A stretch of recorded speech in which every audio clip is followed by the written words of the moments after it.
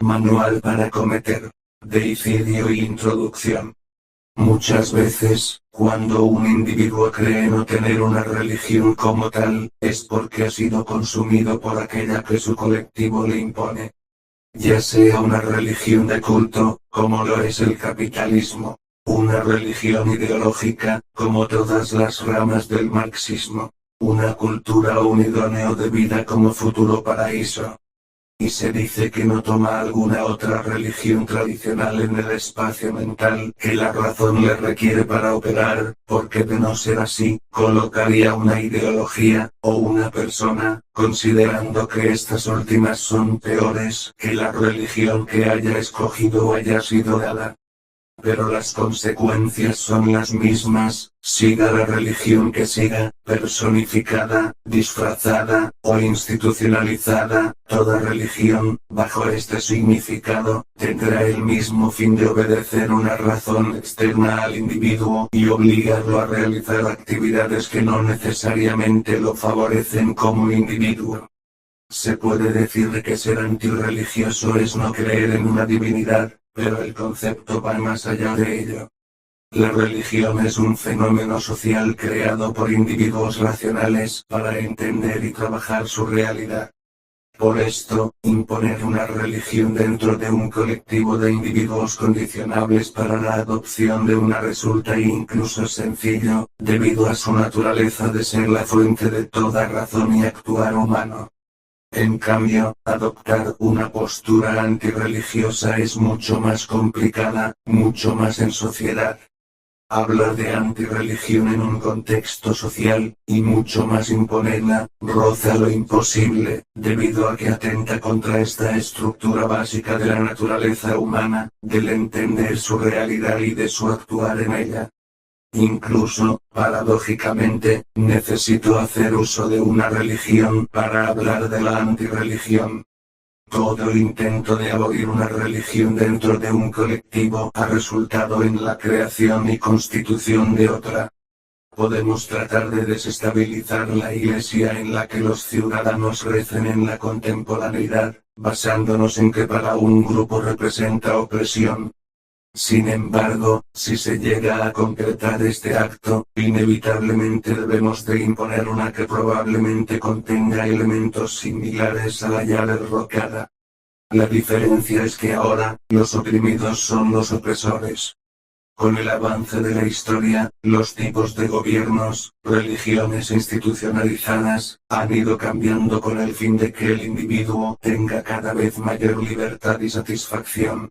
Mediante los modos de producción que han ido evolucionando hacia un aparente fin donde se llegará a la plenitud individual y colectiva, es que el humano ha ido transicionando de religión en religión, esclavismo, feudalismo, capitalismo, hasta el aparente fin último en el comunismo, el cual se autodefine como un sistema ateísta y perfecto. Todos tienen sus propios dogmas, deidades, profetas, escritos, mártires y templos.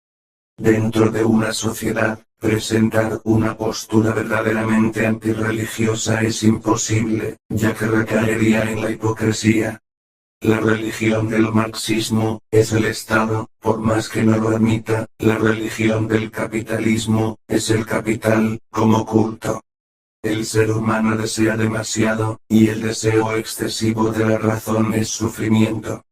Entonces no deseemos tanto, no lo necesitamos. Si Dios es parte de la razón, no razonemos, meditemos, pero sin pensar en Cristo, Buda, marxismo o capitalismo. Este ensayo es una disección de la anatomía de Dios y sus múltiples apariciones en la humanidad. ¿Puede un gobierno ser antirreligioso? ¿Es el marxismo antirreligioso? ¿Acaso el capitalismo lo es? En la segunda parte nos adentraremos en él, para entenderlo, para analizar una forma posible de cómo asesinar metafóricamente a esta entidad de raíces humanas. Y Marxismo. El marxismo plantea que, una vez desaparecidas las clases sociales, el Estado dejaría de ser necesario y se alcanzaría el comunismo, una sociedad sin clases, sin propiedad privada de los medios de producción, y sin opresión, donde cada persona contribuiría según su capacidad y recibiría según sus necesidades. En este estado ideal, reinaría la igualdad, la cooperación y la libertad real para todos los individuos. La postura marxista frente a la religión aparenta ser antirreligiosa por la crítica que el pensamiento de Marx hace de ella. El comunismo comienza donde comienza el ateísmo. Stalin era ateo y desde 1928 hasta la Segunda Guerra Mundial, cerró iglesias, sinagogas, mezquitas, y ordenó el asesinato y encarcelamiento de miles de líderes religiosos en un intento de eliminar incluso el concepto de Dios. Pero entre tanta crítica y matanza, terminó por caer en el absurdo argumento de reemplazar toda religión por su propia religión Estado comunista. Incluso podemos establecer una comparativa entre la figura de Cristo y la de Marx. Cristo no era comunista, pero la ideología que profesaba comparte ciertos elementos con el pensamiento marxista. La crítica del poder, la igualdad y la promesa de un futuro paraíso. Marx adoptó una postura antirreligiosa, casi extremista, al declarar que la religión es el opio del pueblo, pero al igual que la religión cristiana que nos prometía la liberación del pueblo cristiano, el marxismo también lo propone mediante la liberación de su pueblo elegido, el proletariado. No nos propone un paraíso en el cielo como en el cristianismo, pero sí uno aquí en la tierra, a futuro. Un fin en el que la injusticia de los burgueses será vencida, el sufrimiento desaparecerá, las estructuras opresivas serán vencidas, los recursos serán compartidos, una sociedad sin clases sociales, y en donde la igualdad será lo principal y para todos. Así, el proletariado se convierte en este sujeto bíblico, guiado por la palabra divina, destinado a traer la revolución y la transformación que cambiará la estructura social al tomar control sobre los medios de producción. Ambos, también criticaron la desigualdad social que existía en sus respectivas épocas. El mensaje central que desarrollaron era la igualdad. Criticar a las autoridades religiosas y sociales de su tiempo, la hipocresía que existía por el desequilibrio de poder entre las clases, la liberación de los oprimidos y una promesa de que todo mejorará en el futuro. El cristianismo anuncia la segunda venida de Cristo y la nueva Jerusalén, que es un lugar de paz eterna, donde seremos libres junto a Dios que morará entre los humanos. El marxismo propone un fin último para la humanidad, una liberación de su naturaleza, de su praxis. Marx critica la trampa de la religión que, según lo que menciona, ofrece un consuelo a una realidad de sufrimiento para mantener al pueblo sumiso. Pero, irónicamente, el pensamiento marxista, el comunismo de Marx, también es una religión. Pero, sin intención, o quizás sí, nos ofrece un paraíso, mediante la profecía escatológica del colapso inevitable del capitalismo. El pueblo elegido que son el proletariado que debe liberarse del mal, la burguesía y el engaño del capitalismo. La propiedad privada y las clases sociales como el pecado. Exige sacrificio y disciplina de forma dogmática para crear el capital necesario para que el comunismo real se dé. Y, desde un punto de vista, tenemos a Marx y Engels, si lo romantizamos así, como profetas y sus publicaciones como evangelios. Está claro la postura antirreligiosa que sostenía tanto Marx, el comunismo de Stalin, el socialismo de China, pero a pesar de su eminente postura ante la religión, se puede encontrar una constante que se repite, el fetichismo del Estado. Desde la URSS hasta los sistemas de gobiernos que derivan del marxismo antirreligioso, el Estado ha sido elevado a la figura del mediador casi que divino entre el pueblo y los recursos. No se puede cuestionar los caminos en los que el Estado ejerce. Y muchas veces, como en toda religión, se pierden varias libertades en el proceso. Como en la China socialista, la cual tiene a sus ciudadanos aislados del resto del mundo, donde la información es regulada, al igual que la economía, y la política es centralizada en su único poder. No tienen acceso a Internet internacional sin supervisión, y su presidente debe de ser venerado casi como un ídolo religioso. Y capitalismo. El sistema de producción capitalista en el que nos encontramos nos dice que trabajemos casi 6 días de la semana, pero que descansemos el séptimo después de toda la creación que hemos hecho. ¿A qué se parecerá? Dentro del capitalismo, cada quien tiene su propia versión de religión, cada quien busca volverse su propio Mesías, y sigue unos escritos de profetas previos para alcanzarlo. Cada quien tiene una versión vendida de la realidad en la que habitan, cada quien busca volverse alguien mejor por un motivo impuesto por el capital, y seguimos conocimientos previos, estudios, para poder lograrlo. Walter Benjamin menciona que el capitalismo es específicamente una religión de culto. No tiene doctrina específica, no tiene mitos, ni teología específica o centralizada. Eso se lo impone cada individuo, donde todo lleva al culto de la producción.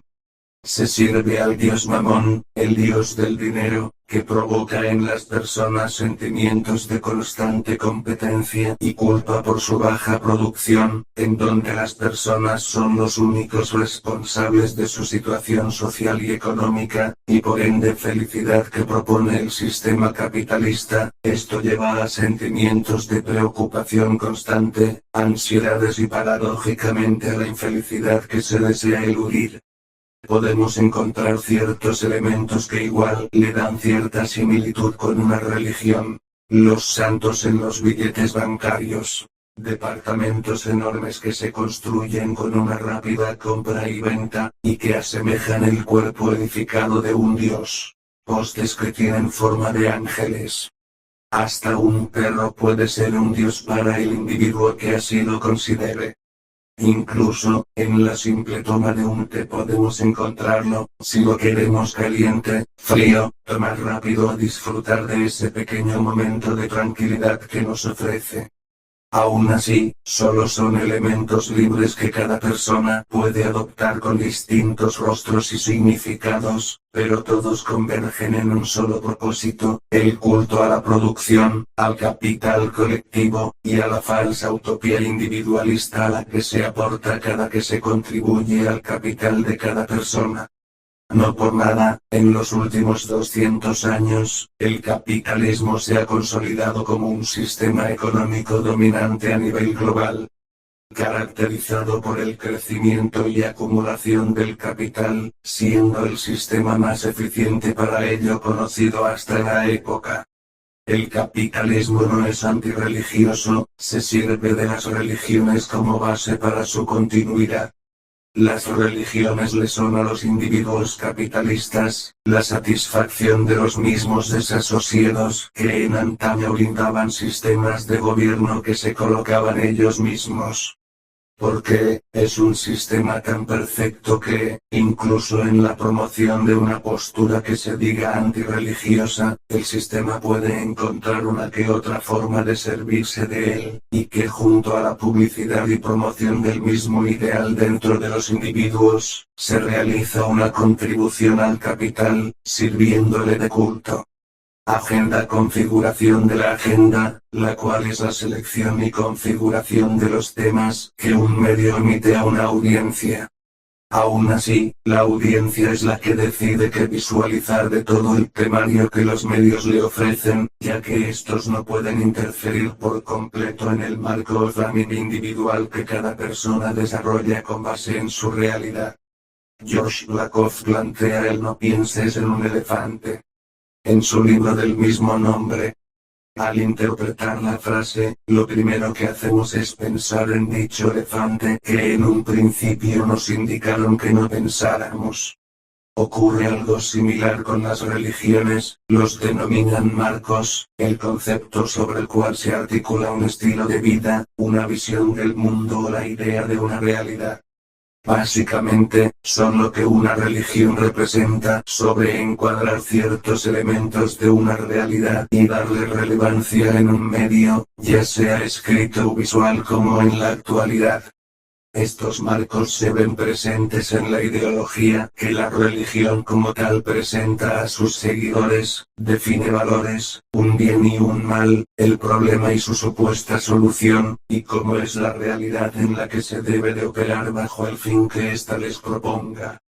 Si lo primero que escuchamos en la televisión es no hagas el mal, es bajo un bien que entendemos moralmente como un acto bueno, pero pensamos en la idea del mal bajo el contexto que el medio nos diga qué significa el mal, bajo la religión que éste nos imponga y bajo la agenda que éste maneje, la realidad construida.